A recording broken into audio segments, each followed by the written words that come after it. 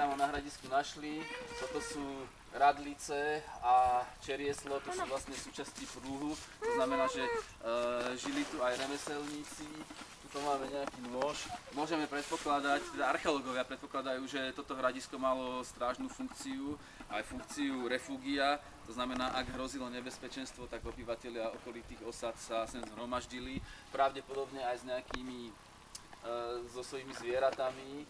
Tie mohli byť v tejto dolnej časti, to znamená v predhradí, kdežto v hornej časti sa určite zhromažďovali väčšina obrancov, ale na hradisku možno predpokladať, že bola stála posádka, že tu mali nejaké významnejšie stavby, kde žili nejakí významnejší obyvatelia, nejaká elita a vojenská posádka, ktorá sa starala zrejme akože o udržiavanie toho hradiska v obranyschopnom stave.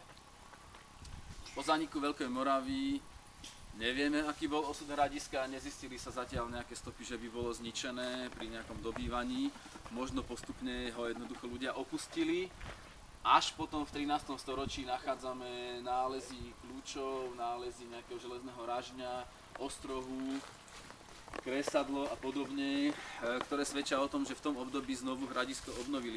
V 13. storočí tu robili šarapatu jednak český král, české vojsko sa snažilo túto oblasť dobiť a jednak Tatári. V podstate vieme o tom, že v roku 1241 vtrhli na územie Slovenska. Je dosť možné, podľa môjho názoru, že aj kvôli ním potom sa tu na hradisko znovu obnovilo a určite tu stáli nejaké zrubové drevené domy, keďže sa tu našlo niekoľko kľúčov, ktoré zrejme tie domy uzamykali. V neskôršom období už potom hradisko nebolo obnovené a pravdepodobne sa jednoducho ľudia premiestnili na nejaké iné hrady. Vidíme, nie sú tu žiadne pozostatky kamenného opevnenia, to znamená, že už v neskôršom stredoveku sa to tu nevyužívalo ako nejaký obranný bod. Takže to je taký veľmi v stručnosti taká história tohto opevnenia. Ešte by som chcel povedať zaujímavú vec, čo sa týka hradiska. Bežné slovanské hradiska mali trošku iný vzhľad toho valu.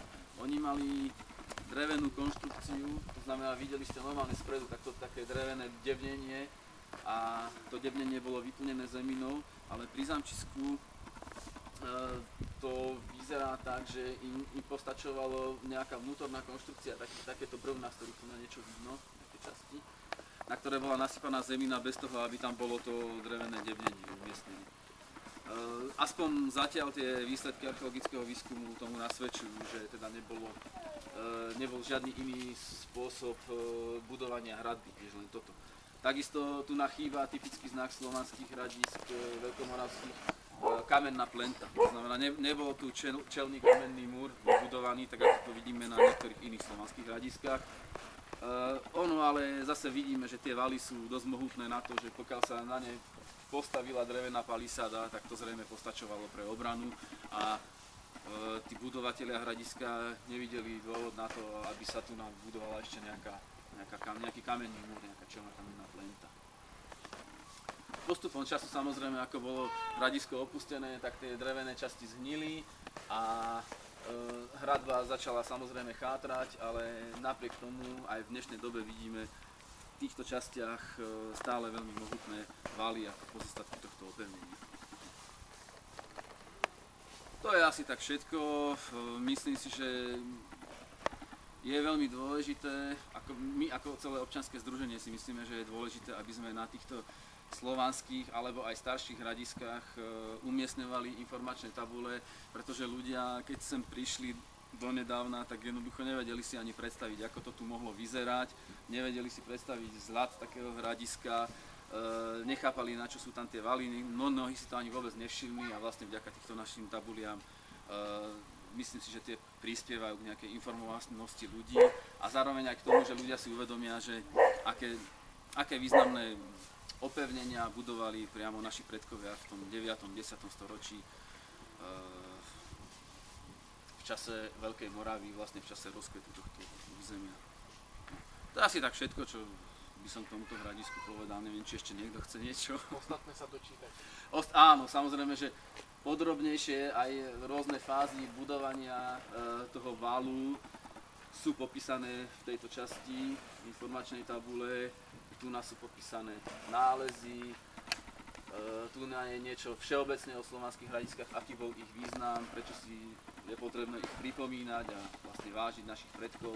Tu je uvedené vlastne v 30. rokoch, ako prvý to hradisko objavil Štefan Janšák, to bol významný slovenský taký polyhistor, geodét, archeológ, historik a neviem čo ešte, ktorý vytvoril ako prvý vlastne zmeralcové hradisko, vytvoril jeho pôdorys a popísal ho. Jeho dielo je veľmi dôležité, lebo v 30. rokoch ešte neboli zničené slovanské hradiska, ale teda aj iné hradiska na Slovensku, kdežto potom v 50. 60. rokoch sa to dosť poničilo kameňolommi a mnohými inými vecami.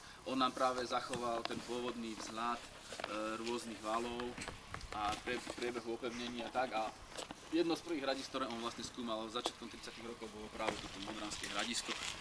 On inak písal, že podľa neho tu bolo osídlenie v dobe halštatskej, čo je teda staršia doba železná, čo sa ale neskôr nepotvrdilo archeologickým výskumom.